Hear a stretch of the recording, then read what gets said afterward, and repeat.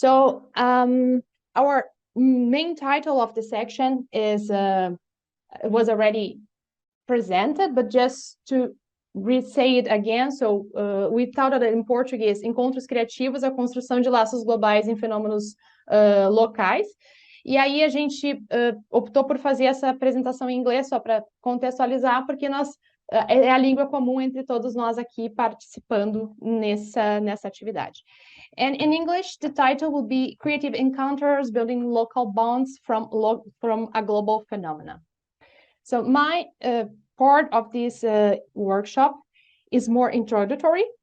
And before officially starting the presentation, I want to say a very special thanks to Lucas Danko from Thomas Bata University in Gislene from Czech Republic, Emanuel Costa from the University of the State of Santa Catarina in Brazil, Elga Pompeu from the University of Minas Gerais, also in Brazil, and Manuela Pinto from University of Porto in Portugal. So I cannot thank you enough for participating, for collaborating.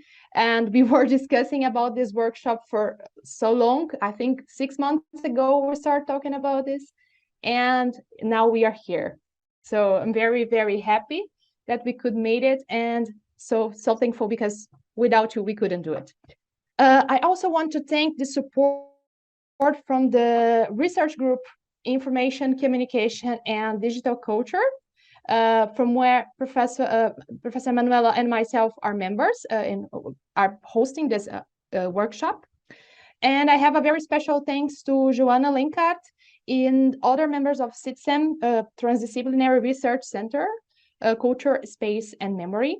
And we are here because they are supporting us in all this infrastructure. So thank you very much for that. I'm opening this workshop and I will give a general introduction about our topic. First, I will just provide a broad overview of collaborative spaces and conclude with some notes regarding community and its importance to the social local development. And I prepared a text. I will try to read it. Then I know I will stick with the time and everything. So the first thing is, yesterday I was thinking about our workshop and preparing for our conversation today. And then I realized that we are really a global group spread over four countries and collaborating to build new meanings and perspectives on collaborative spaces. And we are gathered here today through this network, fortifying our bonds, inspiring each other, and hopefully those who are here with us and who watch this video afterwards. So this is our very first example of a collaborative space, mediated through screens that can really operate together and influence contexts. So I'm very grateful for this possibility. Well, what are collaborative spaces? Every time I ask this question, people tend to respond. Well, these are spaces where people go to collaborate, to work together. And indeed, collaborative spaces mean a collective where people choose to be because they feel somehow connected to each other. Such a definition is quite broad and includes the more primitive communities, such as the Neanderthals and other groups that initially got together because they needed each other to survive. However, this definition also includes a sophisticated and technologically connected communities, such as the hackers, who created hacker spaces to come together, discuss features in systems, but also collective action and public engagement. The broad definition also includes those arrangements that come in between. So, for instance, Fab Labs that engage creators who have the opportunity to see their ideas materialized in 3D printers from 3D printers. Repair cafes unite people trying to collaborate for a more sustainable world where objects can be repaired and not become trash after a minor damage. And finally, co-working spaces congregate independent professionals, entrepreneurs, and remote workers. They are people working for different contractors in different sectors and scales. And still, they want to be connected to others, learn from others, and build something for the community surrounding the space. Among these different configurations, I will highlight the notion of co-working because it seems the one that gives us a broader understanding of what is entailed in collaborative spaces. So to define co-working, I will report back to the first book published about the phenomenon in 2008 by Drew Jones, Todd Sunstead, and Tony Bacigalupo.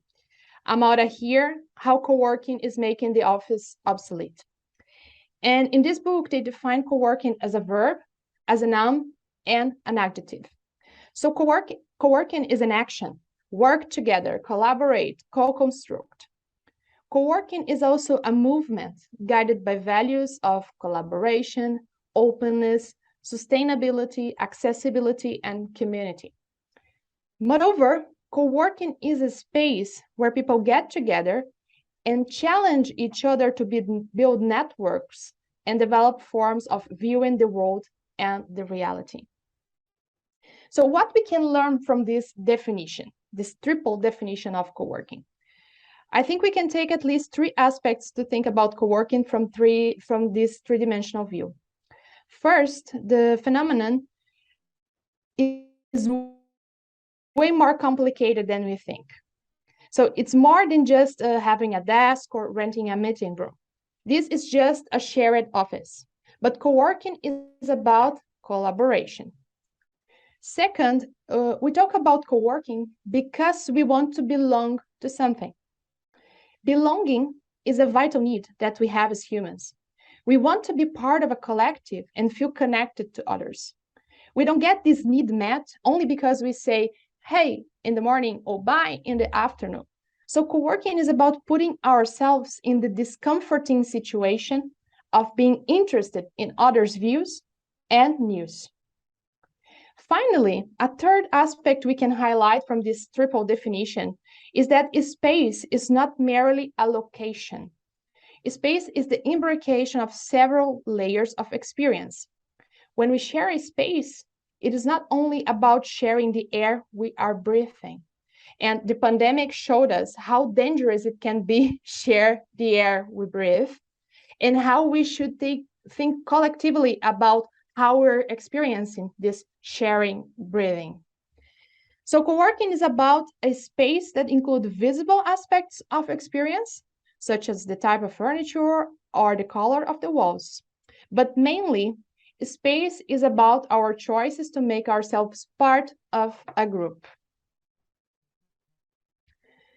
As we can imagine, the ideas stressed by this triple definition don't fully play out in practice. Gandini and Kosu identified three waves that describe the co-working phenomenon based on what have been happening in the field in the last 15 years. So they first described the emergence of the phenomenon in 2005. They call it avant-garde wave and highlight how several spaces start their configuration by focusing only in the social value built by the community. So the funding part or the financial sustainability of the co-working was not a focus, and the goal was to gather people who could talk, have fun, and get from the community. And we can imagine that such an approach wouldn't be feasible for long. And after a while, several small independent spaces had to shut down their activities due to economic restrictions. And probably because the lack of profits, but the possibility of having or the potential of producing profits, this social approach was opposed by what Gandini also explained regarding the second way of co-working, which they call new corporate wave. The spaces initiated by these logics focus on getting a profit from renting rooms or desks, and the community becomes mainly a selling argument for instance, convince organizations that including their business in the co-working is the best way of getting inspired and creating a culture focused on collaboration. We can think of WeWork, Regus, and Selena as examples of this second wave. Finally, the third wave that was mentioned by Kosu and Gandini considered the emergence of co-working spaces that mix the main features of these previous waves. So we're talking about independent spaces, focusing on collaboration of community members.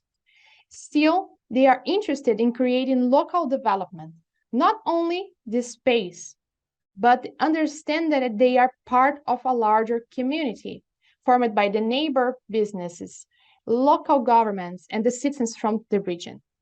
And that they are building financial sustainability, and that's also necessary to thrive. And we have a beautiful example from Porto, and the brand new network involving several spaces. They are working together to keep their spaces running while sharing information and helping workers to find the best community for them. The initiative started during the pandemic, when the managers had to operate the space in reduced mode, lowering the income, and therefore having more challenges to remain operational. They launched this online campaign, Stay Social, Co-work Safe, and worked together to get better supplier deals for hand sanitizer, for instance, and other health equipment, and also lobbied within institutions for the right to remain open after the first lockdown. So based in this discussion, we advocate for approaching co-working more intensively. We argue for a definition that looks to co-working as an organizational arrangement, meaning something that's not fixed, but a configuration in permanent movement, adapting to new members and evolving from the context. It is also constituted by of communicative practices, which highlights the co-production aspect emerging from the interactions. It is also essentially linked to the activity of work, meaning that it's not only about the money that people produce in those spaces, but about the learning process that is embedded in it. So they are learning about skills and values and evolving our worldviews. The idea of work is about engagement and the willingness to work collaboratively, not only sharing resources, but developing solutions and interventions together. So co-working is about community, and community is about people learning to deal with differences and discovering that these differences are not points of severance, but points of connection. And in that sense, the community is also about learning every day how to become a citizen and to make a difference where we are. Co-working is about getting inspired by global tales to inspire local stories. I hope with this brief introduction, we can really think about these experiences we are going to listen in the following from local places and from histories that really can inspire us to think about our work and our collaborative relations in the many spaces where you are.